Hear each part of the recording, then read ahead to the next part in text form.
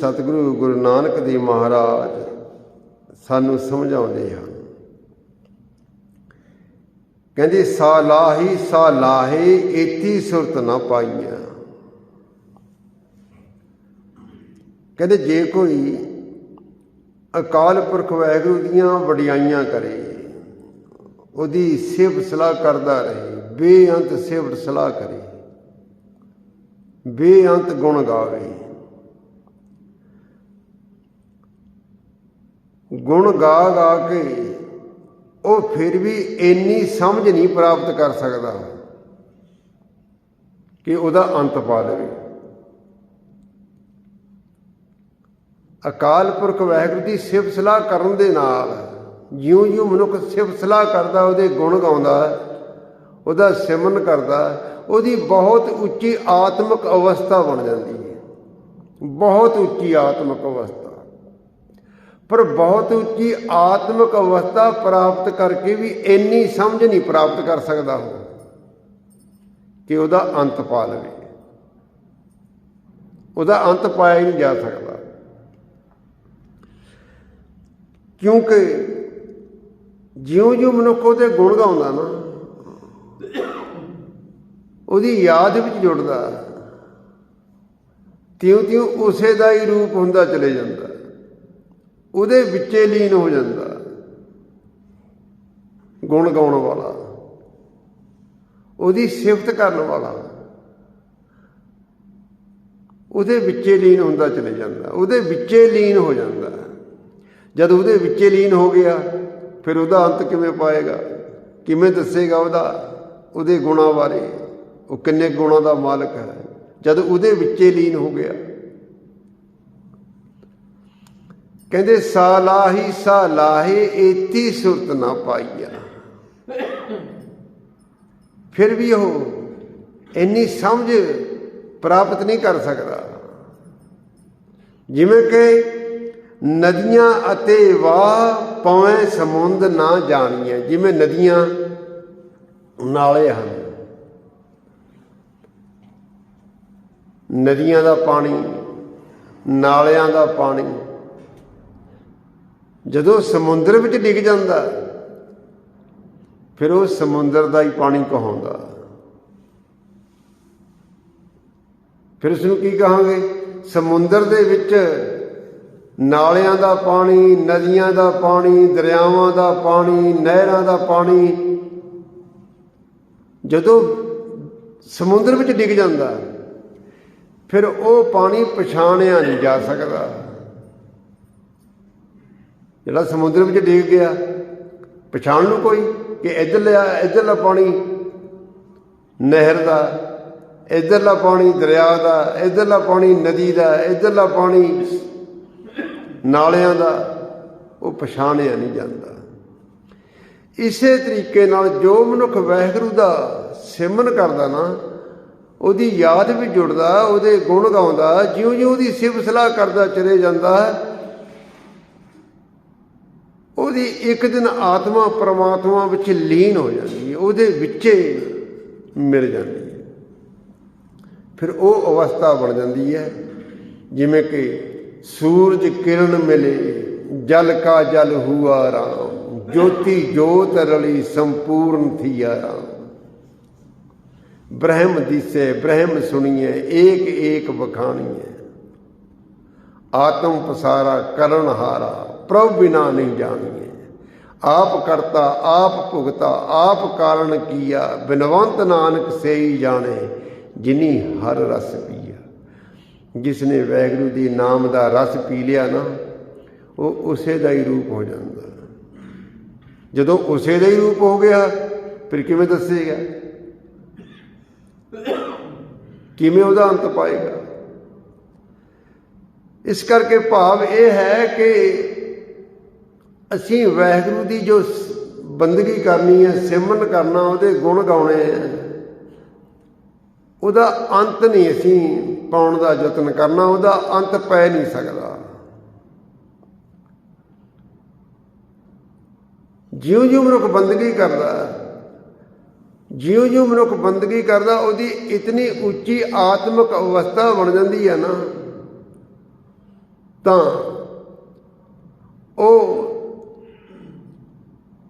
ਉਹਦੀ ਐਸੀ ਆਤਮਿਕ ਅਵਸਥਾ ਬਣ ਜਾਂਦੀ ਹੈ। ਗੁਰੂ ਸਾਹਿਬ ਅਗਲੀਆਂ ਪੰਕਤੀਆਂ ਵਿੱਚ ਕੀ ਕਹਿੰਦੇ ਹਨ? ਕਹਿੰਦੇ ਸਮੁੰਦ ਸਾ ਸੁਲਤਾਨ ਗਿਰਹਾ ਸੇਤੀ ਮਾਲ ਤਨ।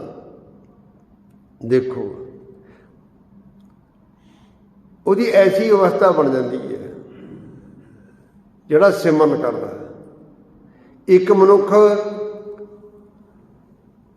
ਕੋਈ ਸਮੁੰਦਰਾਂ ਦਾ ਬਾਦਸ਼ਾਹ ਹੋਵੇ, ਬਹੁਤ ਵੱਡਾ ਸੁਲਤਾਨ ਹੋਵੇ, ਬਹੁਤ ਵੱਡਾ ਪਾਤਸ਼ਾਹ ਹੋਵੇ, ਔਰ ਉਹਦੇ ਕੋਲ ਪਹਾੜਾਂ ਜਿਹੇ ਮਾਲ ਧਨ ਦੇ ਢੇਰ ਲੱਗੇ ਹੋਣ, ਇਤਨਾ ਵੱਡਾ ਧਨੀ ਹੋਵੇ, ਪਹਾੜਾਂ ਜਿਹੇ ਮਾਲ ਦੇ ਢੇਰ, ਧਨ ਦੇ ਢੇਰ ਲੱਗੇ ਹੋਣ, ਇਤਨੀ ਜਾਇਦਾਦ ਦਾ ਮਾਲਕ ਹੋਵੇ, ਸਮੁੰਦਰਾਂ ਦਾ ਪਾਤਸ਼ਾਹ ਹੋਵੇ, ਸਮੁੰਦਰਾਂ ਦਾ ਸੁਲਤਾਨ ਹੋਵੇ, ਇਤਨਾ ਵੱਡਾ ਧਨੀ ਹੋਵੇ। ਕਹਿੰਦੇ ਜਿਸ ਨੂੰ ਪ੍ਰਭੂ ਨਹੀਂ ਨਾ ਵਿਸਰਦਾ, ਜਿਸ ਨੂੰ ਰੱਬ ਨਹੀਂ ਵਿਸਰਦਾ, ਜਿਹੜਾ ਵਾਹਿਗੁਰੂ ਦੇ ਗੁਣ ਗਾਉਂਦਾ, ਉਹਦੀ ਇਤਨੀ ਵੱਡੀ ਉੱਚੀ ਆਤਮਿਕ ਅਵਸਥਾ ਬਣ ਜਾਂਦੀ ਹੈ। ਉਹ ਇਤਨੇ ਵੱਡੇ ਧਨੀ ਨੂੰ ਵੀ ਇੱਕ ਕੀੜੀ ਬਰਾਬਰ ਸਮਝਦਾ, ਕੁਛ ਵੀ ਨਹੀਂ ਸਮਝਦਾ। ਜਿਹਦੇ ਕੋਲ ਇਤਨਾ ਧਨ ਹੋਵੇ, ਉਸਨੂੰ ਪਤਾ ਹੀ ਨਾ ਹੋਵੇ ਮੇਰੇ ਕੋਲ ਕਿਤਨਾ ਧਨ ਹੈ। ਸਮੁੰਦਰਾਂ ਦਾ ਪਾਤਸ਼ਾਹ, ਇਤਨਾ ਵੱਡਾ ਸੁਲਤਾਨ ਹੋਵੇ, ਪਹਾੜਾਂ ਜਿਹੇ ਉਹਦੇ ਕੋਲ ਧਨ ਦੇ ਮਾਲ ਦੇ ਢੇਰ ਲੱਗੇ ਹੋਣ, ਪਰ ਸਿਮਰਨ ਕਰਨ ਵਾਲੇ ਦੀ ਨਿਗਾਹ ਦੇ ਵਿੱਚ ਉਹ ਇੱਕ ਕੀੜੀ ਬਰਾਬਰ ਬਣੀ ਹੈ। ਕਹਿੰਦੇ ਸਮੁੰਦ ਸਾ ਸੁਲਤਾਨ ਗਿਰਹਾ ਸੇਤੀ ਮਾਲ ਧਨ ਕੀੜੀ ਤੁਲਨਾ ਹੋਵਨੀ, ਜੇ ਤਿਸ ਮਨੋ ਨਾ ਵਿਸਰੈ। ਉਹ ਕੀੜੀ, ਉਹ ਮਾਮੂਲੀ ਆਦਮੀ ਵੀ ਹੋਵੇ ਜਿਸ ਨੂੰ ਰੱਬ ਨਹੀਂ ਵਿਸਰਦਾ, ਜਿਸ ਨੂੰ ਹਰ ਵਕਤ ਜਿਹੜਾ ਪ੍ਰਭੂ ਦੀ ਯਾਦ ਵੀ ਜੁੜਿਆ ਹੋਇਆ, ਜਿਸ ਨੇ ਹਿਰਦੇ ਵਿੱਚ ਪ੍ਰਭੂ ਨੂੰ ਵਸਾ ਲਿਆ ਨਾ, ਉਹ ਮਨੁੱਖ ਭਾਵੇਂ ਦੁਨੀਆ ਦੀ ਨਿਗਾਹ ਦੇ ਵਿੱਚ ਉਹ ਮਾਮੂਲੀ ਹੈ, ਕੀੜੀਓ ਆ, ਪਰ ਉਸਦੇ ਹਿਰਦੇ ਵਿੱਚ ਪ੍ਰਭੂ ਦਾ ਨਾਮ ਹੈ, ਪ੍ਰਭੂ ਦੀ ਯਾਦ ਉਹਦੇ ਹਿਰਦੇ ਵਿੱਚ ਪੱਕੀ ਹੋਈ ਹੈ। ਪ੍ਰਭੂ ਨੂੰ ਵਿਸਾਰਦਾ ਨਹੀਂ, ਉਹਦੇ ਗੁਣੇ ਗਾਈ ਜਾਂਦਾ। ਉਹਦੀ ਇਤਨੀ ਵੱਡੀ ਉੱਚੀ ਆਤਮਿਕ ਅਵਸਥਾ ਹੋ ਜਾਂਦੀ ਹੈ। ਦੁਨੀਆ ਦੀ ਨਿਗਾਹ ਵਿੱਚ ਭਾਵੇਂ ਉਹ ਕੀੜੀਓ ਆ, ਪਰ ਉਹਦੀ ਨਿਗਾਹ ਦੇ ਵਿੱਚ ਉਹ ਮਨੁੱਖ ਜਿਹਦੇ ਕੋਲ ਬੇਅੰਤ ਜਾਇਦਾਦ ਹੈ, ਧਨ ਦੌਲਤ ਹੈ, ਪਹਾੜਾਂ ਜਿੱਡੇ ਢੇਰ ਲੱਗੇ ਹੋਏ ਹਨ, ਉਹ ਮਨੁੱਖ ਕੀੜੀ ਬਰਾਬਰ ਦਾ ਵੀ ਨਹੀਂ ਹੈ, ਇੱਦਾਂ ਸਮਝਦਾ। ਇਤਨੀ ਵੱਡੀ ਉੱਚੀ ਆਤਮਿਕ ਅਵਸਥਾ ਬਣਦੀ ਹੈ ਜਦੋਂ ਮਨੁੱਖ ਵਾਹਿਗੁਰੂ ਦੇ ਨਾਮ ਨਾਲ ਜੁੜਦਾ। ਜਿਹੜਾ ਕੇਵਲ ਦੁਨਿਆਵੀ ਧਨ ਦੌਲਤ ਨਾਲ ਜੁੜਿਆ ਹੋਇਆ, ਉਹ ਦੁਨਿਆਵੀ ਪਦਾਰਥਾਂ, ਦੁਨਿਆਵੀ ਜਾਇਦਾਦਾਂ ਦੀ ਮਲਕੀਅਤਾਂ ਬਣਾਉਂਦਾ ਹੀ ਚਲੇ ਜਾਂਦਾ, ਆਪਣਾ ਹੱਕ ਜਮਾਉਂਦਾ ਹੀ ਚਲੇ ਜਾਂਦਾ। ਹੱਕ ਜਮਾਉਂਦਾ ਨਾ ਬੰਦਾ, ਆਹ ਵੀ ਚੀਜ਼ ਮੇਰੀ ਹੈ, ਆਹ ਵੀ ਚੀਜ਼ ਮੇਰੀ ਹੈ। ਹਮਰੀ ਭੂਮ ਕੌਣ ਘਾਲੇ ਪੈਰ, ਮੇਰੀ ਜ਼ਮੀਨ ਵਿੱਚ ਕੋਈ ਪੈਰ ਰੱਖ ਕੇ ਦਿਖਾਵੇ, ਆਹ ਵੀ ਜਗ੍ਹਾ ਮੇਰੀ ਹੈ, ਆਹ ਵੀ ਜਗ੍ਹਾ ਮੇਰੀ ਹੈ, ਆਹ ਵੀ ਜਗ੍ਹਾ ਮੇਰੀ ਹੈ। ਜਿਹੜਾ ਇੱਦਾਂ ਹੱਕ ਜਮਾਉਂਦਾ ਨਾ ਆਪਣੀਆਂ ਜਾਇਦਾਦਾਂ ਉੱਤੇ, ਭਗਤ ਕਬੀਰ ਸਾਹਿਬ ਦਾ ਇੱਕ ਸਲੋਕ ਆ, ਪਤਾ ਕੀ ਕਹਿੰਦੇ? ਕਹਿੰਦੇ ਜਿਹੜਾ ਹੱਕ ਜਮਾਉਂਦਾ ਕਿ ਆਹ ਵੀ ਮੇਰੀ ਹੈ, ਆਹ ਵੀ ਮੇਰੀ ਹੈ, ਆਹ ਵੀ ਮੇਰੀ ਹੈ, ਕਹਿੰਦੇ ਉਸ ਮਨੁੱਖ ਦੇ ਨਾਲੋਂ ਉਹ ਮੰਗਤਾ ਚੰਗਾ ਜਿਹੜਾ ਦਰ ਦਰ ਤੇ ਮਧੂਕਰੀ ਮੰਗ ਕੇ ਖਾਂਦਾ। ਦੇਖੋ ਮਧੂਕਰੀ ਆਪਾਂ ਜਾਣਦੇ ਹਾਂ ਨਾ, ਇੱਕ ਮੰਗਤਾ ਉਹਦੇ ਕੋਲ ਇੱਕੋ ਡੋਲੂ ਹੁੰਦਾ, ਘਰ ਘਰ ਫਿਰਦਾ, ਹਰੇਕ ਦੇ ਘਰ ਵਿੱਚ ਜਾ ਕੇ ਡੋਲੂ ਮੂਹਰੇ ਕਰ ਦਿੰਦਾ। ਕੋਈ ਉਸ ਡੋਲੂ ਦੇ ਵਿੱਚ ਸਬਜ਼ੀ ਪਾ ਦਿੰਦਾ, ਵਿੱਚੇ ਰੋਟੀ ਸਿੱਟ ਦਿੰਦਾ, ਵਿੱਚੇ ਸਾਗ ਸਿੱਟ ਦਿੰਦਾ, ਵਿੱਚੇ ਚਟਣੀ ਸਿੱਟ ਦਿੰਦਾ, ਵਿੱਚੇ ਕੋਈ ਬਹੁਤ ਤਰ੍ਹਾਂ ਦਾ ਭੋਜਨ ਡੋਲੂ ਵਿੱਚ ਇਕੱਠਾ ਹੋ ਜਾਂਦਾ। ਐਸਾ ਭੋਜਨ ਖਾਣ ਵਾਲਾ ਮੰਗਤਾ ਚੰਗਾ ਉਸ ਮਨੁੱਖ ਦੇ ਨਾਲੋਂ, ਜਿਹੜਾ ਮਨੁੱਖ ਕਹਿੰਦਾ ਆ ਵੀ ਮੇਰਾ, ਆ ਵੀ ਮੇਰਾ, ਆ ਵੀ ਮੇਰਾ, ਮਲਕੀਅਤਾਂ ਬਣਾਉਂਦਾ ਹੈ, ਆਪਣਾ ਹੱਕ ਜਮਾਉਂਦਾ, ਉਸ ਮਨੁੱਖ ਦੇ ਨਾਲੋਂ ਉਹ ਮੰਗਤਾ ਚੰਗਾ। ਦੇਖੋ ਭਗਤ ਕਬੀਰ ਸਾਹਿਬ ਜੀ ਇੱਕ ਸ਼ਲੋਕ ਵਿੱਚ ਕਹਿੰਦੇ ਆ, ਭਗਤ ਕਬੀਰ ਸਾਹਿਬ ਜੀ ਦਾ ਸ਼ਲੋਕ ਹੈ, ਕਬੀਰ ਭਲੀ ਮਧੂਕਰੀ ਨਾਨਾ ਵਿਦ ਕੋ ਨਾਜ। ਉਹ ਮੰਗਤਾ ਚੰਗਾ, ਉਹ ਮਧੂਕਰੀ ਚੰਗੀ ਹੈ ਉਹਦੇ 36 ਪ੍ਰਕਾਰ ਦੇ ਭੋਜਨਾਂ ਨਾਲੋਂ, ਜਿਹੜਾ ਹੱਕ ਜਮਾਉਂਦਾ। ਕਬੀਰ ਭਲੀ ਮਧੂਕਰੀ ਨਾਨਾ ਵਿਦ ਕੋ ਨਾਜ, ਜਿਹਦੇ ਵਿੱਚ ਕਈ ਕਿਸਮ ਦਾ ਅਨਾਜ ਹੁੰਦਾ, ਕਈ ਕਿਸਮ ਦਾ ਭੋਜਨ ਇਕੱਠਾ ਕੀਤਾ ਹੁੰਦਾ। ਦੇਖੋ ਭਗਤ ਕਬੀਰ ਸਾਹਿਬ ਦੇ ਸ਼ਲੋਕ ਤਾਂ ਆਪਾਂ ਪੜ੍ਹਦੇ ਹਾਂ, ਸੁਣਦੇ ਵੀ ਹਾਂ, ਬੜਾ ਰਸ ਆਉਂਦਾ ਜਦੋਂ ਸੁਣਦੇ ਹਾਂ, ਪਰ ਸਮਝ ਕੇ ਦੇਖੋ, ਸਮਝਣ ਨਾਲ ਕਿੰਨਾ ਰਸ ਆਏਗਾ, ਕਿੰਨਾ ਗਿਆਨ ਸਾਨੂੰ ਮਿਲੇਗਾ। ਕਹਿੰਦੇ ਕਬੀਰ ਭਲੀ ਮਧੂਕਰੀ ਨਾਨਾ ਵਿਦ ਕੋ ਨਾਜ, ਕਹਿੰਦੇ ਉਹ ਮੰਗਤਾ ਚੰਗਾ ਜਿਹੜਾ ਬਹੁਤ ਤਰ੍ਹਾਂ ਦਾ ਅਨਾਜ ਮੰਗ ਕੇ ਖਾਂਦਾ, ਮਧੂਕਰੀ ਮੰਗ ਕੇ ਖਾਂਦਾ। ਉਹ ਮਧੂਕਰੀ ਜਿਹਦੇ ਵਿੱਚ ਕਈ ਤਰ੍ਹਾਂ ਦਾ ਇਕੱਠਾ ਹੋਇਆ ਅਨਾਜ ਹੁੰਦਾ, ਉਹ ਚੰਗਾ ਮੰਗਤਾ। ਨਾਨਾ ਵਿਦ ਕੋ ਨਾਜ, ਕਿਉਂਕਿ ਦਾਵਾ ਕਾਹੂ ਕੋ ਨਹੀਂ, ਵੱਡਾ ਦੇਸ਼ ਵੱਡ ਰਾਜ। ਉਹ ਮੰਗਤਾ ਕਿਸੇ ਚੀਜ਼ ਦਾ ਮਾਣ ਨਹੀਂ ਕਰਦਾ, ਹੰਕਾਰ ਨਹੀਂ ਕਰਦਾ, ਦਾਵਾ ਨਹੀਂ ਕਰਦਾ, ਮਲਕੀਅਤਾਂ ਨਹੀਂ ਬਣਾਉਂਦਾ। ਉਹਦੇ ਵਾਸਤੇ ਸਾਰਾ ਦੇਸ਼ ਹੀ ਉਹਦਾ ਆਪਣਾ ਦੇਸ਼ ਹੁੰਦਾ ਹੈ। ਮੰਗਤੇ ਦਾ ਕਿਹੜਾ ਦੇਸ਼ ਹੈ? ਮੰਗਤਾ ਸਾਰੇ ਦੇਸ਼ ਉੱਤੇ ਮਾਣ ਕਰੇਗਾ। ਉਹ ਜਿੱਥੇ ਮਰਜ਼ੀ ਚਲੇ ਜਾਵੇ ਉਸਨੇ ਮੰਗ ਕੇ ਖਾਣਾ। ਜੇ ਲੁਧਿਆਣੇ ਚਲੇ ਗਿਆ, ਲੁਧਿਆਣਾ ਸਾਰਾ ਹੀ ਉਹਦਾ ਹੀ ਆ, ਜਿੱਥੇ ਮਰਜ਼ੀ ਮੰਗ ਕੇ ਖਾ ਲਵੇ। ਕਲਕੱਤੇ ਚਲੇ ਜਾਵੇ, ਕਲਕੱਤਾ ਸਾਰਾ ਹੀ ਉਹਦਾ, ਕਲਕੱਤੇ ਮੰਗ ਕੇ ਖਾ ਲੈਣਾ ਉਹਨੇ। ਅੰਮ੍ਰਿਤਸਰ ਚਲੇ ਜਾਵੇ ਉਹਨੇ, ਅੰਮ੍ਰਿਤਸਰ ਉਹਦਾ ਸਾਰਾ ਹੀ, ਅੰਮ੍ਰਿਤਸਰ ਉਹਦਾ ਆਪਣਾ, ਜਿਹਦੇ ਕੋਲ ਮਰਜ਼ੀ ਮੰਗ ਕੇ ਖਾ ਲਵੇ। ਉਹ ਚੰਗਾ ਉਹਦੇ ਨਾਲ। ਜਿਹੜਾ ਦਾਅਵੇ ਕਰਦਾ ਆ ਵੀ ਮੇਰਾ, ਆ ਵੀ ਮੇਰਾ, ਇੰਨੀ ਜਾਇਦਾਦ ਮੇਰੀ ਹੈ, ਇੰਨਾ ਧਨ ਦੌਲਤ, ਇੰਨੀਆਂ ਕੋਠੀਆਂ ਮੇਰੀਆਂ, ਉਹਦੇ ਨਾਲੋਂ ਉਹ ਮੰਗਤਾ ਚੰਗਾ। ਹੁਣ ਇਹਦਾ ਮਤਲਬ ਇਹ ਨਹੀਂ ਹੈ ਕਿ ਭਗਤ ਕਬੀਰ ਸਾਹਿਬ ਜੀ ਸਾਨੂੰ ਇਹ ਕਹਿ ਰਹੇ ਕਿ ਮੰਗ ਕੇ ਖਾਣਾ ਚੰਗਾ। ਭਗਤ ਕਬੀਰ ਸਾਹਿਬ ਜੀ ਨੇ ਮੰਗ ਕੇ ਨਹੀਂ ਖਾਧਾ ਹੈ। ਉਹਨੇ ਕੱਪੜਾ ਬੁਣਿਆ, ਦਸਾਂ ਨਾਉਂ ਦੀ ਕਿਰਤ ਕੀਤੀ ਹੈ ਭਗਤ ਕਬੀਰ ਸਾਹਿਬ ਜੀ ਨੇ। ਪਰਿਵਾਰ ਵਿੱਚ ਰਹਿੰਦੇ ਰਹੇ, ਸੰਸਾਰ ਵਿੱਚ ਵਿਚਰਦੇ ਰਹੇ, ਬੱਚਿਆਂ ਵਾਲੇ ਸਨ, ਪਰਿਵਾਰ ਵਾਲੇ ਸਨ। ਦਸਾਂ ਨਾਉਂ ਦੀ ਕਿਰਤ, ਕੱਪੜਾ ਬੁਣਨਾ, ਬੁਣ ਕੇ ਵੇਚਣਾ, ਵੇਚ ਕੇ ਪਰਿਵਾਰ ਨੂੰ ਪਾਲਦੇ ਸਨ। ਮੰਗ ਕੇ ਨਹੀਂ ਖਾਧਾ। ਗੁਰੂ ਮਹਾਰਾਜ ਨੇ ਸਾਨੂੰ ਮੰਗ ਕੇ ਖਾਣ ਨੂੰ ਨਹੀਂ ਕਿਹਾ ਹੈ, ਦਸਾਂ ਨਾਉਂ ਦੀ ਕਿਰਤ ਕਰਨ ਵਾਸਤੇ ਕਿਹਾ ਗੁਰੂ ਨਾਨਕ ਨੇ। ਵੰਡ ਕੇ ਛਕਣਾ, ਕਿਰਤ ਕਰ। ਪਰ ਉਸ ਮਨੁੱਖ ਦੀ ਗੱਲ ਕਰਦੇ ਜਿਹੜਾ ਆਪਣੇ ਆਪ ਨੂੰ ਕਹਾਉਂਦਾ ਬਹੁਤ ਵੱਡਾ, ਪਰ ਰੱਬ ਨਾਲੋਂ ਟੁੱਟਿਆ ਹੋਇਆ, ਗੁਰੂ ਨਾਲੋਂ ਟੁੱਟਿਆ ਹੋਇਆ, ਉਹਦੀ ਗੱਲ ਕਰਦੇ। ਉਹਦੇ ਨਾਲੋਂ ਮੰਗਤਾ ਚੰਗਾ, ਕਿਉਂਕਿ ਦਾਵੇ ਦਾਜਨ ਹੋ ਹੇਤ ਹੈ।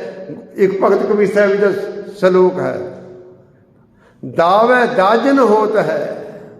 ਜਿਹੜਾ ਦਾਵਾ ਕਰਦਾ ਨਾ ਕਿ ਆ ਵੀ ਮੇਰਾ ਹੈ, ਆ ਵੀ ਮੇਰਾ, ਉਹ ਹਮੇਸ਼ਾ ਖਿਝਿਆ ਰਹਿੰਦਾ।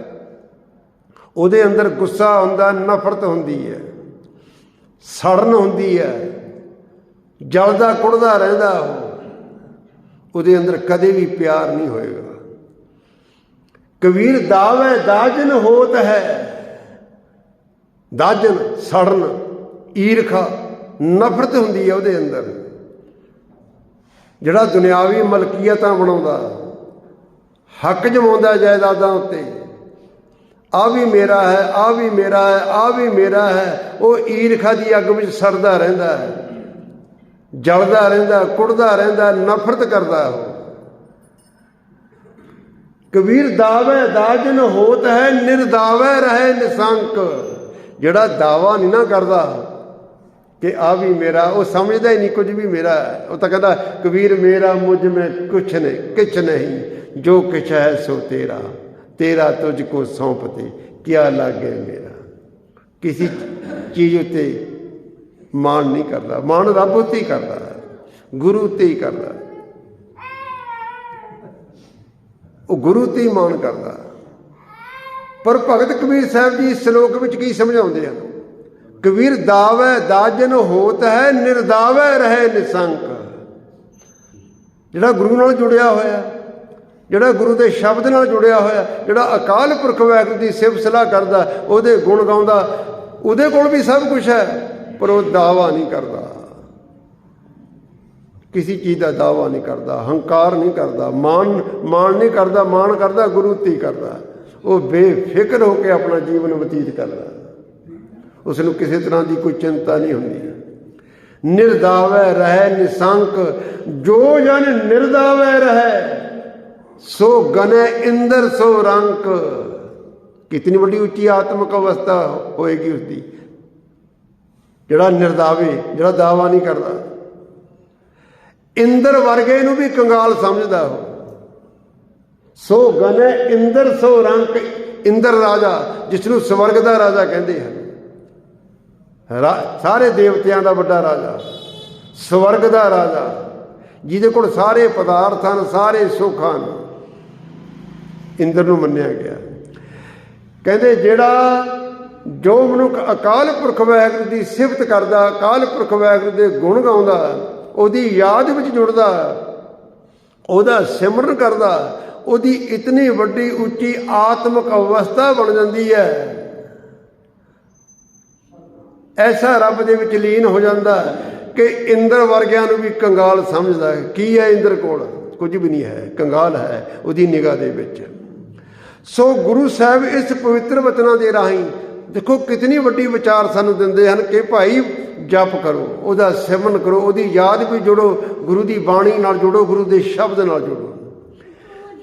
ਕਹਿੰਦੇ ਸਮੁੰਦ ਸਾਹ ਸੁਲਤਾਨ, ਕੋਈ ਬਹੁਤ ਵੱਡਾ ਸੁਲਤਾਨ ਹੋਵੇ, ਬਾਦਸ਼ਾਹ ਹੋਵੇ, ਸਮੁੰਦਰਾਂ ਦਾ ਮਾਲਕ ਹੋਵੇ। ਸਮੁੰਦਰਾਂ ਵਿੱਚ ਕੀਮਤੀ ਰਤਨ ਹੁੰਦੇ ਹਨ, ਸਾਰੇ ਸਮੁੰਦਰ ਉਹਦੇ ਕੋਲ ਹੋਣ, ਸਮੁੰਦਰਾਂ ਉੱਤੇ ਵੀ ਉਹਦਾ ਕਬਜ਼ਾ ਹੋਵੇ, ਬਹੁਤ ਵੱਡਾ ਬਾਦਸ਼ਾਹ ਹੋਵੇ, ਬਹੁਤ ਵੱਡਾ ਸੁਲਤਾਨ ਹੋਵੇ, ਜਿਹਦੇ ਕੋਲ ਪਹਾੜਾਂ ਜਿਹੜੇ ਧਨ ਹੋਣ, ਧਨ ਮਾਲ ਦੇ ਢੇਰ ਲੱਗੇ ਹੋਣ, ਗਿਰਹਾ ਛੇਤੀ ਮਾਲ ਧਨ, ਗਿਰਹਾ ਪਹਾੜ ਜਿੱਡੀ, ਗਿਰਹਾ ਛੇਤੀ ਮਾਲ ਧਨ। ਕਹਿੰਦੇ ਕੀੜੀ ਤੁਲ ਨਾ ਹੋਵਨੀ, ਜੇ ਤਿਸ ਮਨੋ ਨਾ ਵਿਸਰੈ। ਜਿਸ ਨੂੰ ਪ੍ਰਭੂ ਨਹੀਂ ਨਾ ਵਿਸਰਦਾ, ਉਹਦੀ ਨਿਗਾਹ ਦੇ ਵਿੱਚ ਉਹ ਇਤਨੇ ਮਾਲ ਧਨ ਦਾ ਮਾਲਕ ਵੀ ਉਸ ਨੂੰ ਕੀੜੀ ਵਰਗਾ ਲੱਗਦਾ, ਮਾਮੂਲੀ ਲੱਗਦਾ, ਕੁਝ ਵੀ ਨਹੀਂ ਹੈ ਉਹਦੇ ਕੋਲ। ਇਸ ਕਰਕੇ ਸਤਿਗੁਰੂ ਜੀ ਪਵਿੱਤਰ ਬਚਨਾਂ ਦੇ ਰਾਹੀਂ ਸਾਨੂੰ ਇਹ ਸਮਝਾਉਂਦੇ ਹਨ ਕਿ ਅਕਾਲ ਪੁਰਖ ਵਾਹਿਗੁਰੂ ਦੀ ਅਸੀਂ ਜੋ ਬੰਦਗੀ ਕਰਨੀ ਹੈ, ਸਿਮਰਨ ਕਰਨਾ, ਸਿਮਰਨ ਕਰ ਕਰਕੇ ਅਸੀਂ ਉੱਚੀ ਆਤਮਿਕ ਅਵਸਥਾ ਪ੍ਰਾਪਤ ਕਰਕੇ ਵੀ ਇਹ ਸਮਝ ਨਹੀਂ ਪ੍ਰਾਪਤ ਕਰ ਸਕਦੇ, ਇਹ ਅਕਲ ਨਹੀਂ ਪ੍ਰਾਪਤ ਕਰ ਸਕਦੇ ਕਿ ਅਸੀਂ ਉਸ ਪ੍ਰਭੂ ਦਾ ਅੰਤ ਪਾ ਸਕੀਏ। ਉਹਦਾ ਅੰਤ ਨਹੀਂ ਪਾਇਆ ਜਾ ਸਕਦਾ। ਉਹ ਕਿਤਨਾ ਵੱਡਾ ਹੋਏਗਾ, ਅਕਾਲ ਪੁਰਖ ਵਾਹਿਗੁਰੂ ਕਿਤਨਾ ਵੱਡਾ ਹੋਏਗਾ। ਕਹਿੰਦੇ ਉਹਦੀ ਯਾਦ ਵਿੱਚ ਜੁੜ ਕੇ, ਉਹਦੀ ਯਾਦ ਵਿੱਚ ਜੁੜ ਕੇ ਅਸੀਂ ਉਹਦੇ ਵਿੱਚ ਲੀਨ ਹੋਣਾ। ਜਿਉਂ-ਜਿਉਂ ਮਨੁੱਖ ਗੁਰੂ ਦੀ ਬਾਣੀ ਨੂੰ ਵਿਚਾਰਦਾ, ਸਮਝਦਾ, ਉਹਦੇ ਵਿੱਚ ਲੀਨ ਹੁੰਦਾ ਚਲੇ ਜਾਂਦਾ। ਉਹਦੇ ਅੰਦਰੋਂ ਆਪਾ ਭਾਵ ਖਤਮ ਹੋ ਜਾਂਦਾ, ਉਸੇ ਦਾ ਹੀ ਰੂਪ ਹੋ ਜਾਂਦਾ। ਫਿਰ ਜਦੋਂ ਉਸੇ ਦਾ ਹੀ ਰੂਪ ਹੋ ਗਿਆ, ਫਿਰ ਕਿਵੇਂ ਅੰਤ ਦੱਸੇਗਾ?